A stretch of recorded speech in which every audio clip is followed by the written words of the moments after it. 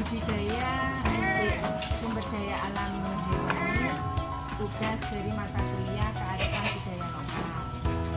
Kalau boleh tahu Pak, apakah peternak ini profesi utama Bapak? Profesi saya utama adalah negara. Saya sebagai polisi, itu profesi utama saya. Terus yang ini, peternakan ini, nah sebenarnya kesibukan atau sampingan. Jadi ini usaha sampingan gitu. Ya ini usaha sampingan. Dari sekian usaha sampingan kan banyak nih Pak di sekitar kita. Kenapa jenengan milihnya beternak kambing nih Pak?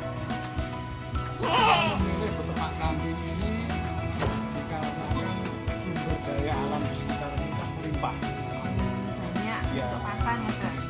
Pakan banyak, selain itu buang kotorannya juga nggak susah.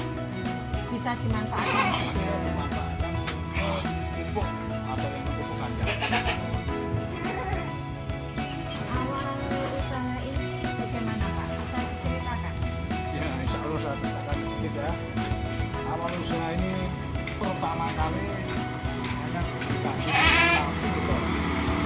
Itu satu pecahan. Berikan ke orang. Nah itu kita nabung sedikit, tambah satu lagi, tambah satu. Itu pun waktunya nggak cepat, hampir satu Nggak tahun. instan gitu. Instan, hampir 1 tahun baru bisa penuh satu kandang ini 25 ekor. Gitu. Oh sampai penuh. Ini ada berapa kandang Pak? Ada berapa ini? Sah. Berapa sap? Berapa unit? Ini ada yang depan, ini cuma 12 sampai 13. Kalau yang belakang 13. Jadi kalau total terisi bisa sampai 20. Bisa sampai 20. Itu awalnya cuma satu. Awalnya cuma Dijual lagi, beli lagi, jual lagi. Kalau saya simpulkan dari keterangan Bapak itu berarti ini termasuk penggemukan ya Pak? ya ini termasuk pembunuhan. Karena apa? Yang selama ini kita pelihara kan jantan semua. Oh, jadi khusus menyediakan kambing jantan. Ya. Kegiatan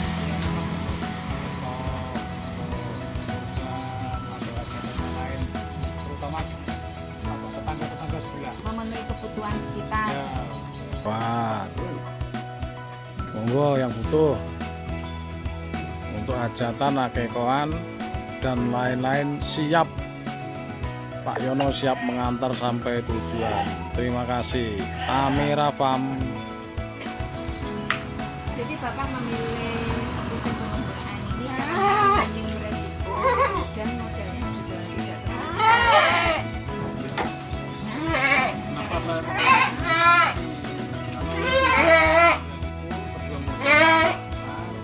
ketika untuk kalau jantan kan istilahnya cepat laku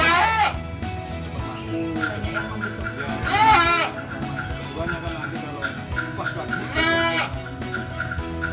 stok kita ada otomatis pelanggan-pelanggan juga mengambilnya Jadi sudah ada pelanggan. sudah ada pelanggan awalnya pelanggan ya sekitaran di sini ya sekarang sudah menyampai ke Ngawi, Madiun Kabupaten, Madiun Kota. Kita pun membuka Fasilitas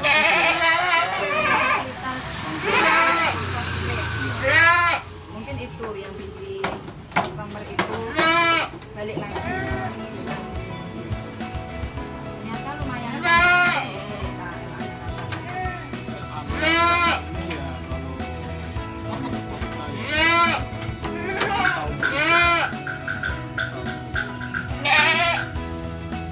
Masya Allah Bapak, saya merasa salut mendengar cerita Bapak tentang El Amira Farm ini. El Amira itu dari mana Bapak? Namanya kok kan itu agak nggak familiar gitu.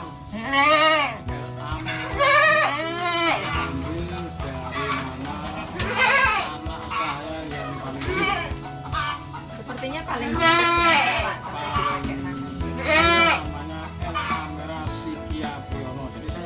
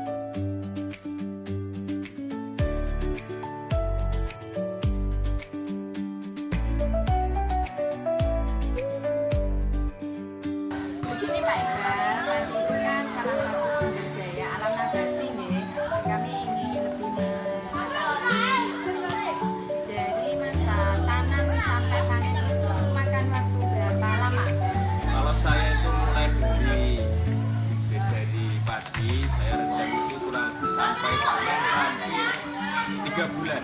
3 bulan ya. 3 bulan. Nah, itu direndam dulu minumnya, baru nanti disiram. Untuk tandur, Niko ngagem manual nopo sampun pakai ini Bu?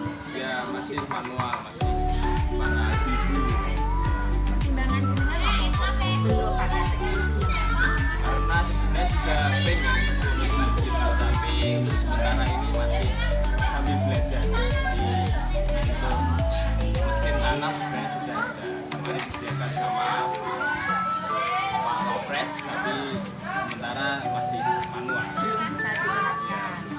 Pertimbangannya juga sosial mungkin. Iya. Kasihan ibu-ibu kan sudah tidak dapat pemasukan lagi Betul. kalau semua sudah pakai. Itu kalau dari masa penanaman sampai panen itu 3 bulan. Dalam perawatannya pakai organik atau dengan kimia juga? Ya kalau kita lebih ke kimia, mungkin mulai dari nyemprot padi, pokoknya pupuk semua. Jadi memang belum memakai sumber daya yang organik. Mungkin karena alasannya no. Ya kalau dilihat dari hasil panennya, Bedanya. ya, kalau realita kimia lebih bagus.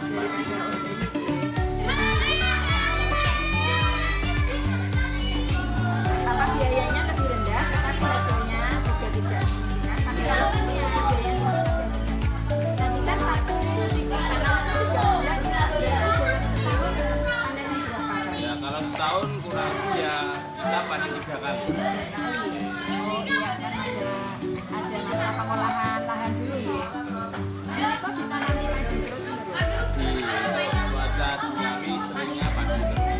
Cocoknya apa? Untuk tipenya atau jenisnya itu ganti-ganti apa satu jenis aja?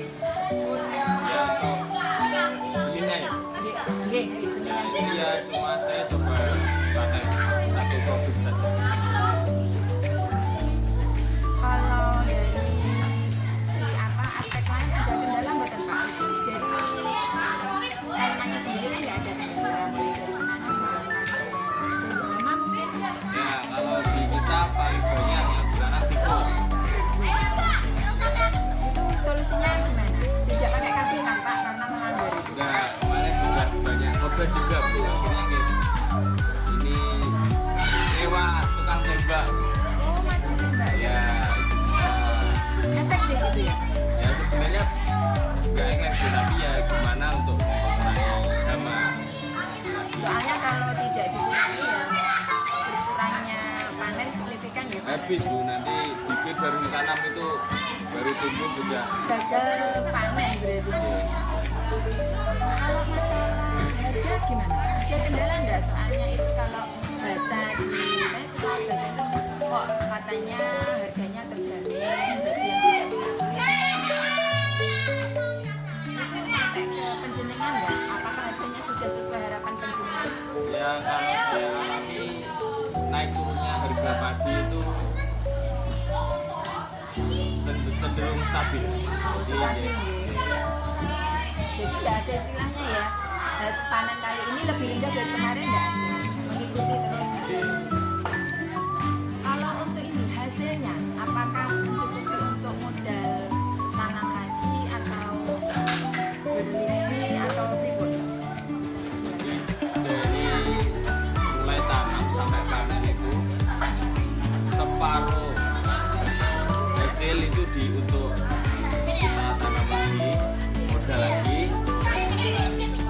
seperempatnya ya kita Jadi yang diambil sebagai hasil itu seperempatnya aja, yang separuh itu untuk modal tanam lagi, yang seperempatnya untuk jaga-jaga gitu ya Pak. Karena mungkin boten hama itu kan nggak bisa diprediksi ya. Kadang kan masa tanam kali ini bagus, nanti ada hama yang paling parah dengan alami hama apa itu separah nopo Pak.